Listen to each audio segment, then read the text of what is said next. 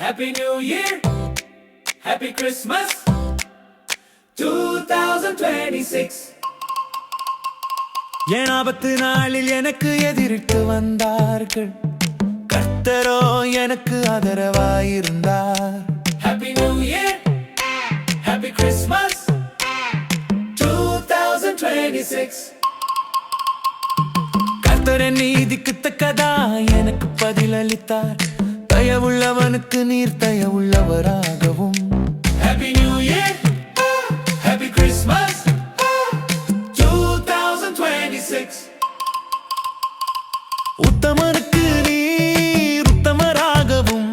Happy New Year, Happy Christmas. புனிதனுக்கு நீர் புனிதராகவும். Happy New Year, Happy Christmas. மாறுபாடுள்ளவனுக்கு நீர் மாறுபடுகிறவராகவும் தோன்றுவீர்.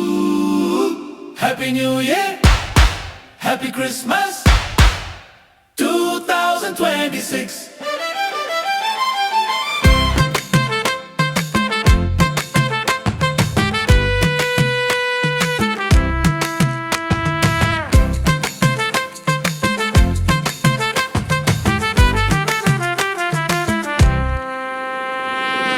தேவரீர் சிறுமைப்பட்ட ஜனத்தை ரட்சிப்பீர்.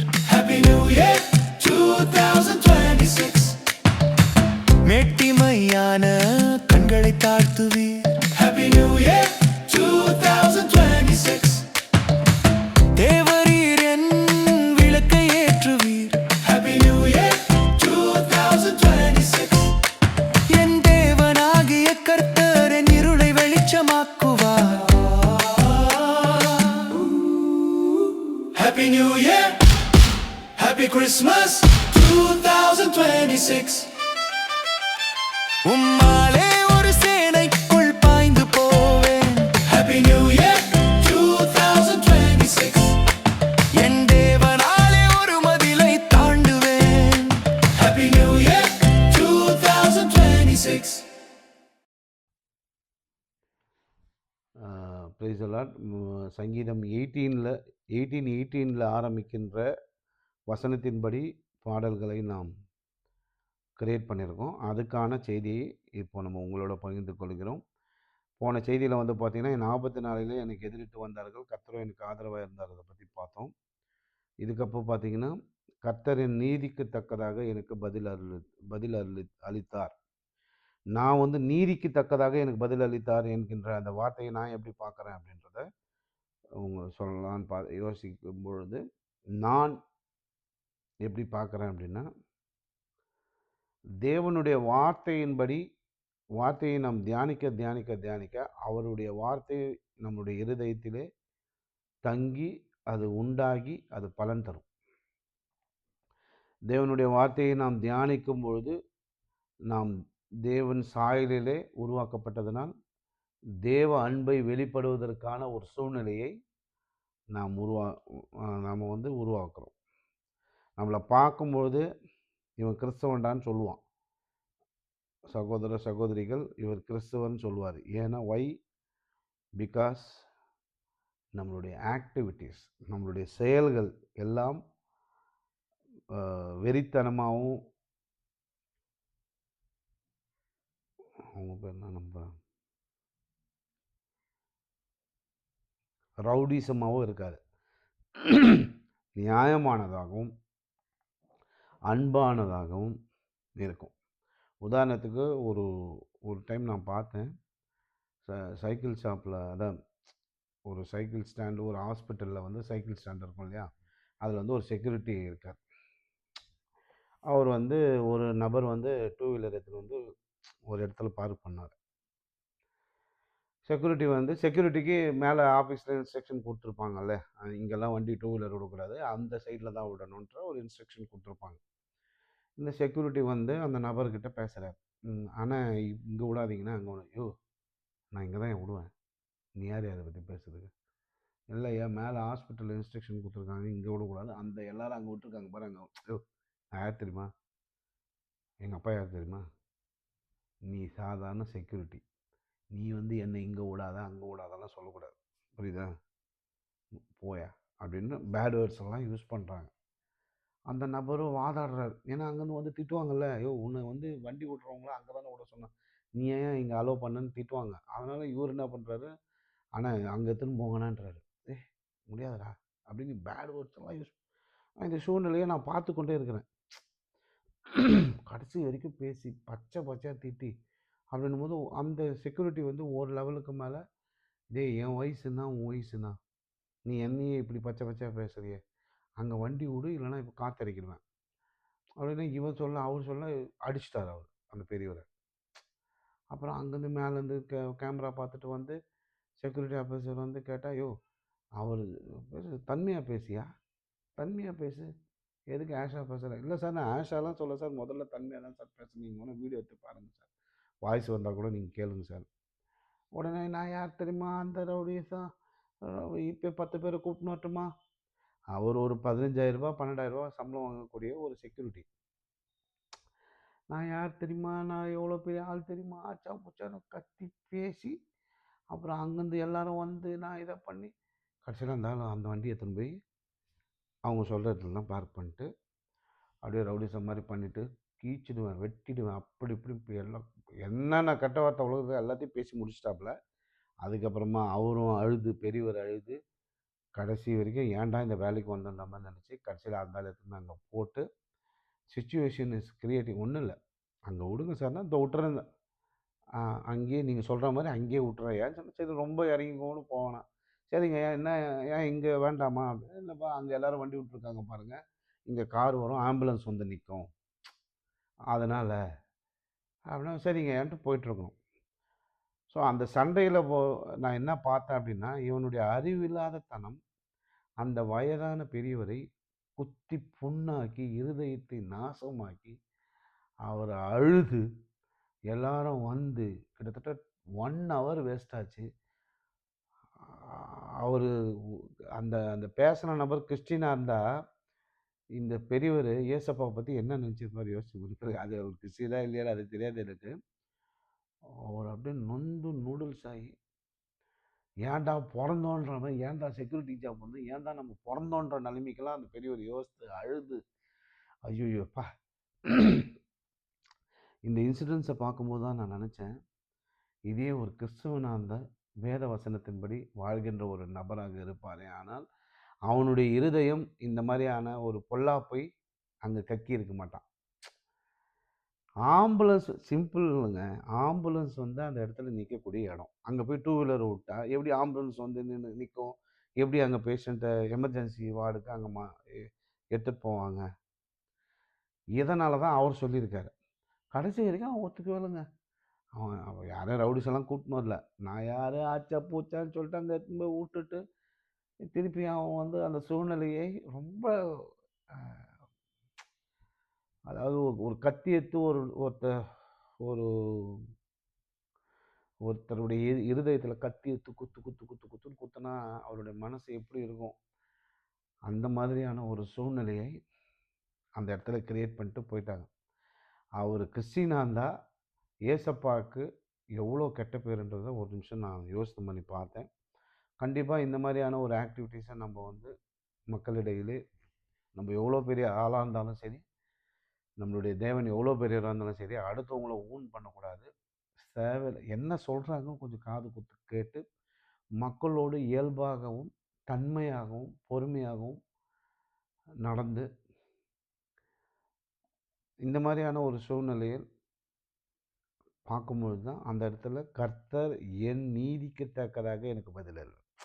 இந்த சுச்சுவேஷனை பார்க்கும்பொழுது இந்த வசனத்தை அதோட கனெக்ட் பண்ணேன். நம்ம நீதிக்கு தக்க, நம்ம கர்த்தருடைய பிள்ளைகள், நாம் யாரையும் யார் மனசும் நோகாமல் முதல்ல நடக்கணும். நம்ம ஊழியம் தேவனை பற்றி சொல்ல அதெல்லாம் தானாக வரும். ஆனால் ஒரு கிறிஸ்தவனுடைய ஆக்டிவிட்டீஸ் ஒரு சாஃப்ட்னஸ், அந்த சாஃப்ட்னஸ்லேயே அவன் தேவனை பார்த்துடணும். யாரையா நீ எல்லார்கிட்டும் சொல்கிறேன், எல்லாம் என்ன நீங்கள் நீ யாரையா சொல்கிறதுக்கு திட்டினே தான் போனாங்க. ஆனால் நீ தான் வந்து ஒரு அன்போட எதுக்காகப்பா ஆம்புலன்ஸ் இங்கே வந்தால் எத்தனை ஆம்புலன்ஸ் வரும், எப்படி நிறைய பேர் வருவாங்களா, எப்படி ஆக்சிடெண்ட்லாம் பயங்கரமாக நடக்குமே, அதெல்லாம் நீங்கள் பார்க்கும்போது எப்படி இருந்துச்சு உங்கள் உள்ளம், உங்களுக்கு ரொம்ப கஷ்டமாயிடுமே. இப்படி அன்பா பேசி தேவனை மகிமைத்தக்கது அப்படின்ற ஒரு உணர்வை அந்த அந்த செக்யூரிட்டிக்கு ஒரு ஓப்பனா சொல்றேங்க. அந்த 20 நாள் கழிச்சு அந்த ஹாஸ்பிட்டலுக்கு திருப்பி நான் போற மாரி ஆச்சு. அந்த செக்யூரிட்டிய காணோம். அவர்ட்ட போய் அந்த இன்னொரு டியூட்டி பார்த்த செக்யூரிட்டி கேட்டேன். இல்லைங்க அவர் நின்னுட்டாரு அப்படின்னு. இந்த இன்சிடென்ட்னால தான் நின்னாரா? இல்ல வேற ஏதாவது இன்சிடென்ட்டான்னு தெரியல. பட் ஆனா என்னுடைய உள்ளம் ரொம்ப அ அழுதா மாரியான ஒரு சூழ்நிலை எனக்கு வந்துச்சு. பாவம் அந்த செக்யூரிட்டி. இதுபோல நெறைய விஷயங்களை நாம ஃபேஸ் பண்றோம். இங்க தான் இந்த வசனத்த எடுத்துன்னு வந்து நான் கனெக்ட் பண்ணேன். கர்த்தர் என் நீதிக்கு தக்கதாக எனக்கு பதில் அளித்தார். நம்ம எப்படி தேவனுடைய வார்த்தைகள் உள்ள இருதயத்தில வச்சு நம்மளுடைய வாழ்க்கையை எப்படி நம்ம வாழறோமோ, அதன்படி தான் நமக்கு பதில் அளிப்பார் என்கின்ற இந்த வசனத்தின் இந்த வசனம் வந்து எனக்கு உணர்த்துச்சு. இந்த இன்சிடென்ட்டோட இந்த வசனத்த நான் கனெக்ட் பண்ணேன். கர்த்தர் என் நீதிக்கு தக்கதாக, நம்ம என்ன எப்படி வாழறோம், வார்த்தை கர்த்தருடைய வார்த்தையை நம் இருதயத்திலே வைத்து நாம் எப்படி வாழ்கிறோம் என்கின்ற நம்ம எப்படி வாழறோன்ற மாரியான ஒரு நீதிக்கு தக்க பதில் அளித்தார். வாழறோமோ அப்படிதான் நம்மளை ஆசீர்வதிப்பார். அதுதான் இந்த கான்செப்ட். கர்த்தர் எனக்கு நீதிக்கு தக்க பதில் அளித்தார்னா, நமக்கு கர்த்தருடைய வார்த்தையை நம் இருதயத்தில வைத்து, அதன்படி நம்மளுடைய ஆக்டிவிட்டீஸ மூவ் பண்ணும்போது, அதுக்கேத்த மாரி பாசிட்டிவா நம்மளுக்கு எனர்ஜி தருவார். அப்படி பார்க்கும்போது, தயவுள்ளவனுக்கு நீர் தயவுள்ளவராகும். நம்ம போய் ஒவ்வொரு சிச்சுவேஷன்லயும் மத்தவங்களோட பழகும்போது, தயவுள்ளவராக நம்ம பழகும்போது, யார்கிட்ட இருந்து நம்மளுக்கு தயவு வரும்? சிஎம் கிட்ட இருந்தா, பிஎம் கிட்ட இருந்தா, கவுன்சிலர் கிட்ட இருந்தா, எம்எல்ஏ கிட்ட இருந்தா, எம்பி கிட்ட இருந்தா, கர்த்தர்கிட்ட இருந்து. தயவுள்ளவனுக்கு அவர் தயவுள்ளவராக இருப்பார். இந்த வசனம் ரொம்ப ரொம்ப ஃபேன்டாஸ்டிக்கா இருந்தது. அந்த பெரியவர் இன்னைக்கு வரைக்கும் அந்த பெரியவர நான் பார்க்கணும்னு ஆசைப்பட்டேன். ஏன்னா, ஏதாவது ஒரு சூழ்நிலை அவரோட பேசணும்னு விருப்பப்பட்டேன். ஆனா, அந்த பெரியவர அதுக்கப்புறம் ஒரு 10 மாசம் ஆச்சு இந்த இன்சிடென்ட் வந்து. ஒரு தடவையும் அந்த பெரியவர போய் நான் பார்த்துருவேனான்னு யோசித்தேன். ஏன்னா, ஏதாவது ஒரு ஆறுதலா ஏதாவது பேசலாம் அப்படின்னு என்னுடைய உள்ளம் தவிச்சது. பட் இந்த சிச்சுவேஷன் இஸ் நாட் அது மாரி எனக்கு அமையல. தயவுள்ளவனுக்கு கர்த்தர் தயவுள்ளவராக இருப்பார். நாம் நீதிக்கு தக்கன்னு சொல்லிட்டாரு பாரு. ஐயோ! நீ முதல்ல நீதிக்கு தக்க வா. அப்புறமா நீதிக்கு தக்க வந்து அந்த ஆட்டத்துக்கு வா. எது? நீதிக்கு தக்க கர்த்தருடைய வார்த்தையின்படி வாழ்வதற்கான ஆட்டத்துக்குள்ள வா. நீ தயவுள்ளவனா இரு. உனக்கு தயவுள்ளவராகவும் நான் இருப்பேன். நீ உத்தமனா இரு. உனக்கு உத்தமராகவும் நான் இருப்பேன். புனிதனா இரு. புனிதனுக்கு நீர் புனிதர். அதாவது தயவுள்ளவனுக்கு நீ தயவுள்ளவர். நான் தயவு காட்டினா எனக்கு தயவு காட்டுவாரு. நான் உத்தமனா நடந்துக்கினா எனக்கு உத்தமரா இருப்பாரு. நான் புனிதனா நடந்தா எனக்கு புனிதமா இருப்பாரு. மாறுபாடு உள்ளவனுக்கு நீ மாறுபாடு உள்ளவராகவும் தோன்றுவீர். இந்த ரவுடிசம் பண்ணி, பொறுக்கித்தனம் பண்ணி, ஊரை ஏமாத்தி பண்ணினா உனக்கு வச்சு செய்வாரு. தேவரீர் சிறுமைப்பட்ட ஜனத்தை ரட்சிப்பீர். ஏசப்பா வந்து அந்த செக்யூரிட்டி அந்த அந்த பெர்சன் கண்டிப்பா கர்த்தரை பற்றி அவருக்கு தெரியுமான்றது எனக்கு தெரியாது. ஆனா, சிறுமைப்பட்ட தனத்தை ரட்சிப்பார். அந்த மாதிரியான உள்ளங்களை எவ்வளோ கஷ்டப்பட்டுருப்பார் பாருங்க. ஒண்ணுமே கிடையாதுங்க. ஆம்புலன்ஸ் வருது அங்க விடுறான்னாரு. ஏன்ச்சா போச்சா ஏன்னா திட்டி பிரச்சனை பண்ணி 1 ஹவர் போச்சுங்க. அவன் வாழ்க்கையே வெறுத்துட்டான். தேவரீர் சிறுமைப்பட்ட ஜனத்தை ரட்சிப்பார். இவன் உள்ளத்தை கிழித்து விட்டு சென்றாலும் அந்த புண்ணை ஆற்றக்கூடிய தேவன்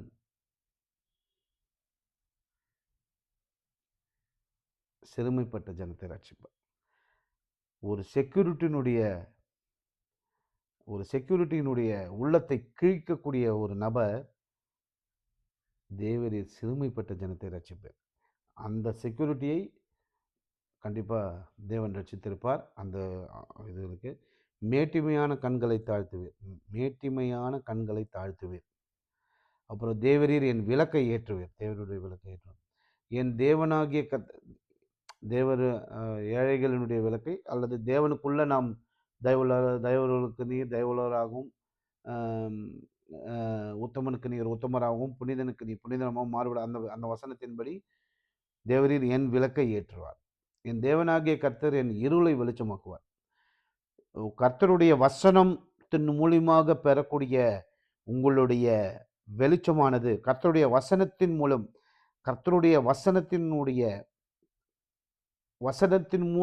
மூலம் கிடைக்கக்கூடிய வெளிச்சமானது உங்கள் இருளை போக்கும். உங்கள் இருளை போக்கக்கூடிய அந்த வசனமானது, எப்பொழுதும் நீங்க வேதத்தில் இருக்கக்கூடிய அந்த வசனமானது உங்கள் உங்கள் இருளை வெளிச்சமாக்கும். உங்களை சார்ந்தவர்களுடைய இருளையும் வெளிச்சமாக்கும். 100 கோடி இருந்துச்சுன்னா குறைந்தபட்சம் 10 கோடி கொடுக்க சொன்னா கூட நீங்க கொடுப்பீங்க. ஏன்னா 100 கோடி இருக்குல்ல. 10 கோடி ரூபாய்க்கு ஏழைக்கு நலத்திட்டத்தை செய்யுங்கன்னா நீங்க செய்வதற்கு நிறைய வாய்ப்புகள் இருக்கும். ஏன்னா உங்ககிட்ட பணம் இருக்கு. ஓகேவா? அதுபோல தேவனுடைய தயவு உங்களுக்கு இருக்கும் பொழுது, நீங்க உத்தமனா இருந்ததுனால உங்களுக்கு உத்தமராகவும், புனிதனா இருந்தது நீ புனிதனா இருந்ததுனால உங்கள் இருளை வெளிச்சமாக்கக்கூடிய அந்த சூழ்நிலையில்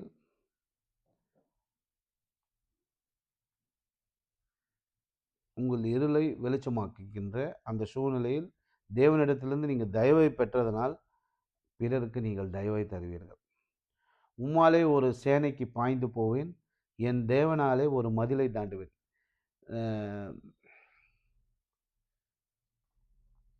தேவனாலே இங்கிலீஷில் பாருங்க, for by thee I have run through a troop and my God have I leaped over a wall. எவ்வளோ பெரிய பிரச்சனையாக இருந்தாலும் உங்களால் கடந்து போக முடியும். எப்பொழுது வேத வசனம் உங்களோடு இருக்கின்ற வேத வசனத்தை நீங்கள் தியானிப்பீர்களே ஆனால் ஒரு மதிலை தாண்டக்கூடிய ஒரு பவர், ஒரு சூழ்நிலையை, ஜபத்தை விட முக்கியமான விஷயம் இந்த உலகத்தில் ஏதாவது இருக்கானா? இருக்கு. வேத வசனத்தை தியானித்து அதன்படி நீங்கள் வாழ்வது ரொம்ப ரொம்ப முக்கியம். ஜபமானது ஒரு இலையை போல நான் பார்க்கிறேன். ஒரு சாப்பிடுகின்ற இலை எப்படி இருக்கோ அது போல தான் ஜபத்தை நான் பார்க்குறேன்.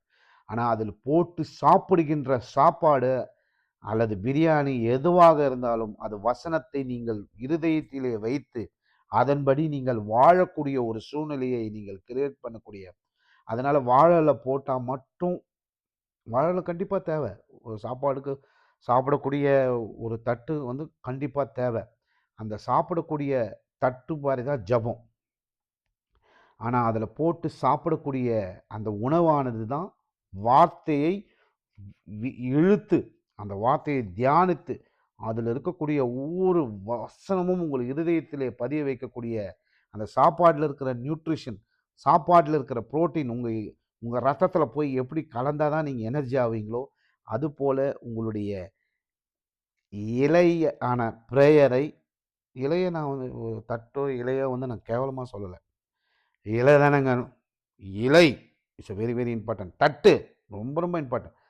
தரையிலையா போட்டு சாப்பிட முடியும்? இல்லை, ஏதோ ஒரு பொருளை நீங்கள் ஒரு பிளாஸ்டிக் இலை கூட வச்சுக்கிங்க, அதில் போட்டு தானே நீங்கள் சாப்பிட முடியும். அதுபோல் prayer very very important. Prayer is a very base first line.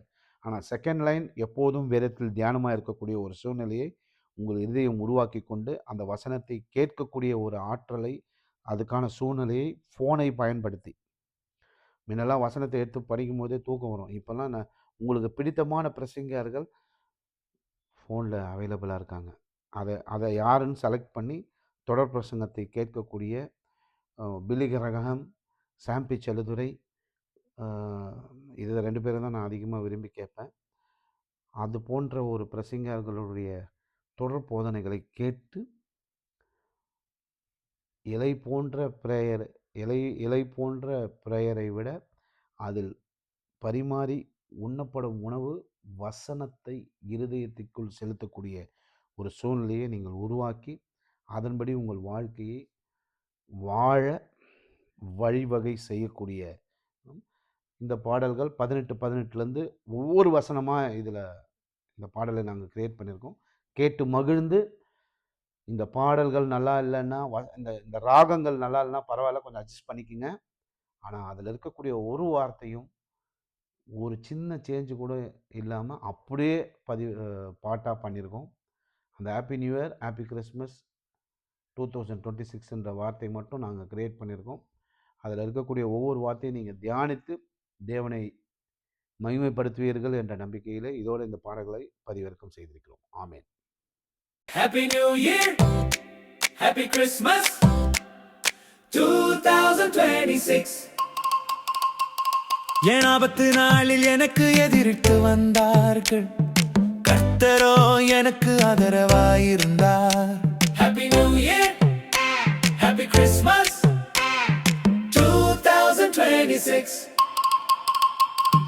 கர்த்தரின் நீதிக்கு தக்கதா எனக்கு பதிலளித்தார், தயவுள்ளவனுக்கு நீர் தயவுள்ளவராகவும். Happy New Year, Happy Christmas 2026. உத்தமனுக்கு நீர் உத்தமராகவும். Happy New Year, Happy Christmas. புனிதனுக்கு நீர் புனிதராகவும். Happy New Year, Happy Christmas. மாறுபாடுள்ளவனுக்கு நீர் மாறுபடுகிறவராகவும் தோன்றுவீர். Happy New Year, Happy Christmas 2026.